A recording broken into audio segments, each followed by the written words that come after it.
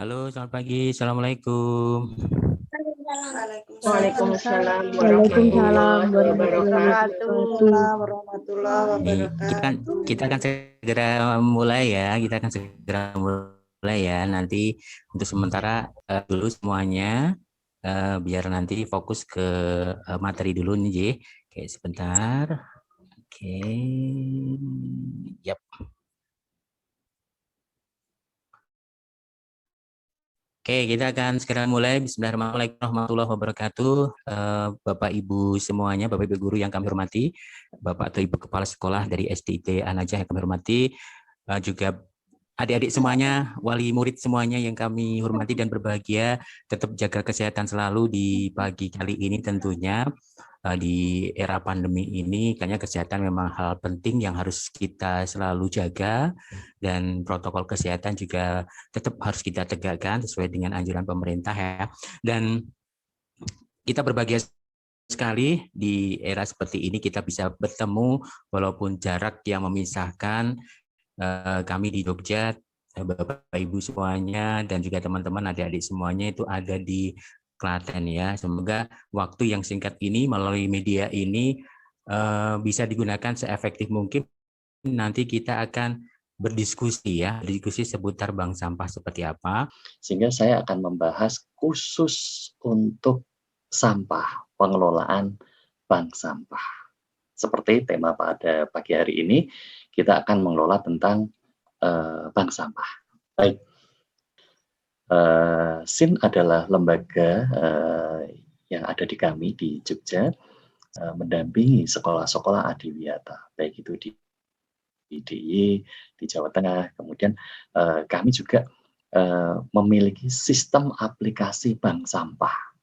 Nah, semuanya serba online di SIN menikah. Jadi ada tentang kegiatan adiwiyata juga sama, semua menggunakan indikator online sehingga sekolah akan lebih mudah. Nah, bank sampah juga demikian. Apabila nanti melalui online, Bapak dan Ibu, panjenengan tidak perlu ke sekolah. Apalagi sekarang di era pandemi ya. Jadi cocok banget kegiatan bank sampah tetap ada di rumah. Nanti sistemnya bisa menabung, bisa sedekah, dan tidak perlu tanda kutipnya memburu besar-besaran. Yang penting Bapak dan Ibu selalu mengedukasi kepada siswanya. Bapak Ibu orang tua selain Bapak Ibu guru yang ada di sekolah, jadi mengedukasi, memberitahu kepada siswa-siswinya bahwa sampah tidak boleh dicampur, harus dipilah. Mengapa? Kalau sampah dipilah, itu akan mengurangi beban berat yang ada di tempat pembuangan akhir sampah. Dari beberapa kajian, kalau sampah itu dipilah, bisa sangat meringankan, hampir separuh lebih. Katakanlah dari jumlah sampah 10 kilo, kalau itu dipilah, tidak ada 10 kilo yang nantinya akan dibawa ke tempat pembuangan akhir. Oke, yuk Mas Abi kita menuju slide. Nah, ini dia nih. Ini yang pasti masih ada di seputar sekolah kita atau di rumah kita. Sore hari menyapu, membakar sampah. Ini ada gambar-gambar nih. Yang pertama adalah gambar orang dengan sengaja membakar sampah. Yang kedua ada bakaran sampah di lokasi sekolah. Jadi untuk diingat kepada tim Adiwiyata juga Bapak Ibu Wali, untuk sekolah Adiwiyata diupayakan sekali tidak ada pembakaran sampah di sekolahnya. Kenapa? Ini di bawah sudah ada Undang-Undang Nomor 18 Tahun 2008 tentang pengelolaan sampah. Banyak cerita, banyak hal yang sering kita jumpai dalam keseharian pekerjaan kami, terkadang juga mendampingi, bahkan bisa menjadi tim verifikasi. Sekolah-sekolah yang memang ada bekas pembakaran sampah aja, nilainya akan berkurang. Bahkan yang lebih ekstrim beberapa saat yang lalu, tahun yang lalu, kami jumpai ada tim dari Jakarta datang melihat sekolah, di sana ditemukan ada bekas pembakaran sampah di sekolahnya, tidak jadi dinilai. Undur pulang lagi. Oke, yang gambar terakhir adalah mungkin juga dijumpai nih di Jatinam nih. Ada yang naik motor terus kemudian meninggalkan sampah. Saya tidak menyampaikan membuang ya, meninggalkan sampah. Jadi di sini digolongkan menjadi sampah organik dan sampah anorganik. Sampah organik adalah sampah-sampah yang memang lebih cepat terurai, seperti daun, sisa-sisa makanan. Tapi kalau sampah-sampah anorganik itu memang memiliki masa plastik ada berapa puluh tahun, berapa tahun, kemudian ada kertas, itu ada semuanya. Jadi inilah yang kadang-kadang kita berpikir bahwa satu hari kita menggunakan plastik, kita taruh di kamar kita. Usia kita katakanlah masih, Bapak Ibu mungkin non sewu sekarang baru 25, 30, 35 aja kalau yang saya lihat di layar ini. Nanti pada saat kita umur 60, plastik itu masih seperti apa adanya di kamar kita. Tapi usia kita bertambah terus. Nah, inilah mengapa plastik harus kita kelola dengan baik. Harus kita mulai perhatikan. Harus mulai kita pilahkan. Jadi kalau di rumah, Bapak dan Ibu, silakan mulai memilah sampah. Ini hal pertama yang harus Bapak, Ibu, dan anak-anakku catat semua. Jadi, pembelajaran pagi hari ini, satu, sampah harus dipilah. Organik dan anorganik. Oke, anak-anakku, gitu ya. Nah, ini beda lagi. Ini hanya sekedar informasi sekilas saja. Kalau kita jangan menyebut sampah sebagai limbah. Limbah ada sendiri. Limbah sifatnya cair. Sumber sampah kalau di sekolah pasti hanya ada di kantin, pasti ya. Kemudian di halaman sekolah, kemudian di kelas. Nah, di kelas di mana? Biasanya kalau kita sebagai tim Adiwiyata, kita cek di kolong meja. Ini banyak sekali.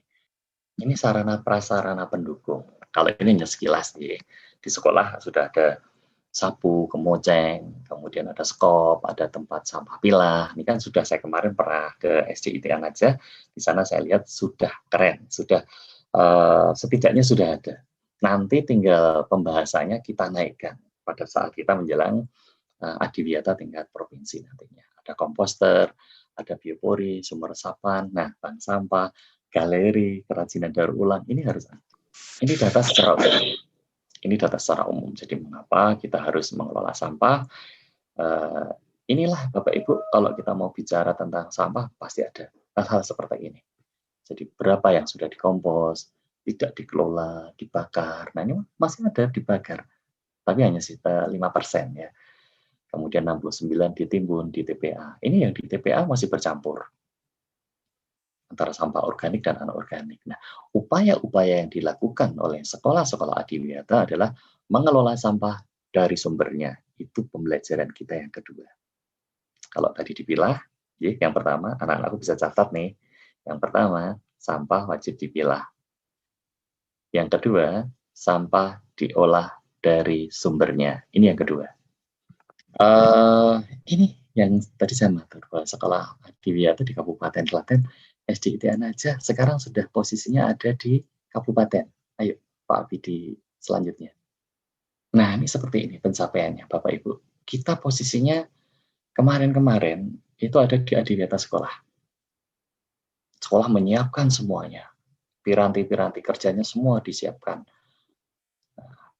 Sekarang kita ada di naik ke atasnya lagi, di Adiwiyata Kabupaten. Ini nilainya wajib 70. Ya.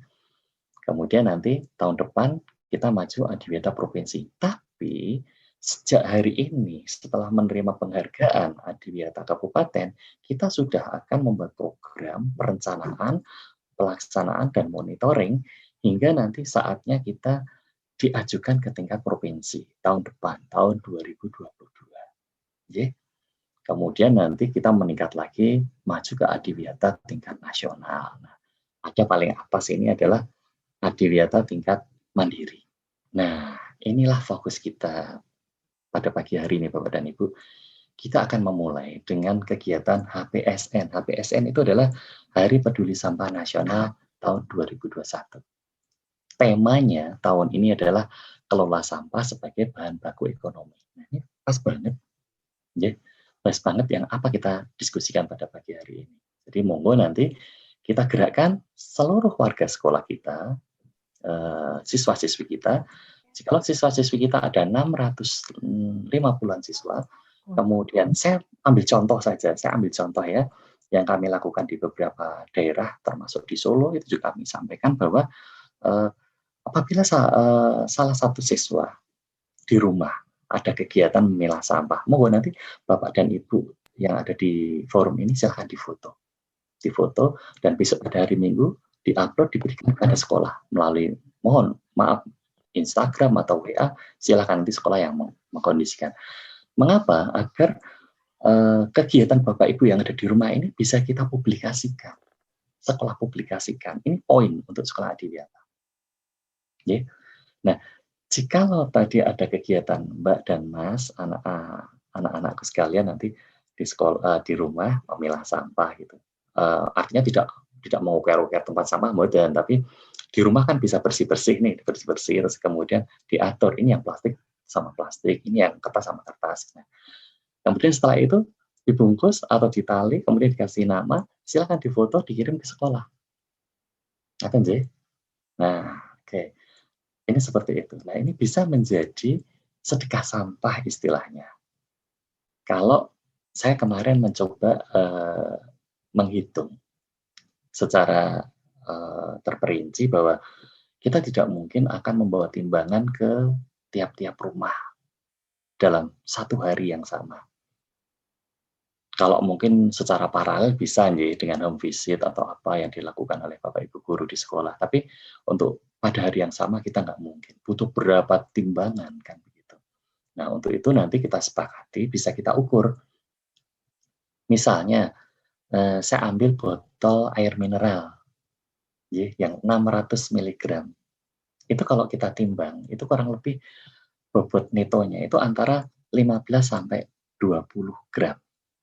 Nah, tentunya tidak kita maksimalkan karena nanti akan banyak perbedaan jumlah dan timbangan sehingga nanti kita bisa flatkan menjadi 15 gram misalnya. Nah, jikalau setiap siswa belalahnya itu apa? Kebetulan di rumahnya atau di mobil Bapak Ibunya atau di halamannya ada plastik, ada botol, monggo dikumpulkan. Ya, dikumpulkan, kemudian dikasih plastik, ditabung dulu istilahnya, untuk besok minggu kita upload bersama-sama di sekolah sebagai wujud gerakan Hari Peduli Sampah Nasional dari SDIT Anaja. Jangan lupa bahwa setiap kegiatan harus ada visualisasinya. Apa itu? Gunakan MMQ SDIT Anaja HPSN 2021. Bapak Ibu tim Adiwiyata, ini adalah gerakan-gerakan ringan. Jadi tidak perlu datang ke sekolah rame-rame, tidak. Karena ini era pandemi, justru menggunakan metode virtual. Nanti semua hasil laporan dari siswa dikelola oleh Bapak Ibu wali kelas. Nah, nanti silakan diinput di bank sampah online. Nah, hasil-hasil yang ada di sana Bapak Ibu nanti sudah menjadi hasil tabungan kelas. Jadi itulah kemudahan kita menggunakan sistem bank sampah online terpadu. Nanti kalau ada pertanyaan, Pak, kalau sudah terkumpul gimana Pak? Nanti ada mekanisme Bapak Ibu, jadi setelah 200 kilo atau sesuai yang disepakati dengan sekolah, barang-barang itu kan kita ambil. Harganya Pak, sudah ada di sistem kita. Nanti mohon jika Bu Yuni bisa menampilkan sekilas, men-share ke forum ini tentang sistem bank sampah akan lebih baik. Nanti silakan masuk, nanti biar kita jelaskan apa yang ada di dalam sistem bank sampah itu, sehingga nanti Bapak Ibu dan anak-anakku yang ada di forum ini bisa tahu, oh sedemikian mudahnya ya, bisa terukur bulan ini berapa jumlah plastik yang dikelola oleh SDIT Anaja, berapa kertas yang dikelola, itu ada semuanya. Nominalnya juga ada, berapa rupiah gitu, berapa ada yang ada di gudang sekolah itu ada. Kata sih. Baik, yuk dilanjut Pak Abi. Nah, ini tujuannya. Tujuannya tadi sudah matur untuk bentuk kampanye peduli lingkungan hidup, kemudian peran aktif warga sekolah termasuk Bapak dan Ibu, ya, mendukung sekolah, kemudian mendukung program pemerintah dalam pengelolaan sampah. Ini ada undang-undangnya, Bu. Jadi kita berkegiatan pasti berdasarkan hukum. Jadi jangan berkegiatan tidak ada sama sekali aturannya, tapi kita mengikuti aturan-aturan yang ada agar sesuai semuanya. Kemudian jadikan ini yang keempat nih. Jadikan program ini menjadi program unggulan. Tadi saya matur, di Klaten belum ada loh. Jadi kalau SDIT An-Najah memulai membuat struktur bank sampah di tingkat orang tua siswa, karena sekarang kan masih masa pandemi, silakan dilakukan. Jadi nanti ada tabungan-tabungan yang berlipat-lipat, silakan. Penggunaannya monggo, itu terserah sekolah. Kami hanya sistem kami mencatat saja, mencatat dan memudahkan. Kemudian sebagai uji coba. Nah, hari Minggu besok ini sebagai uji coba. Monggo silahkan bagaimana cara sekolah mempublikasikan kepada semua siswa dari kelas 1 sampai kelas 6. Kita berupaya mengirimkan fotonya, membuat gerakan-gerakan. Terus nanti hasilnya di-input lewat Bu Yuni, kemarin sudah saya sampaikan. Cara-caranya silahkan nanti diterapkan. Nah, ini nanti akan terlihat bank sampahnya SDIT An-Najah jumlahnya sekian, nilai rupiahnya sekian pada hari itu. Fotonya ada. Nah, ada. Gitu. Oke, yuk dilanjut, Pak Alfi.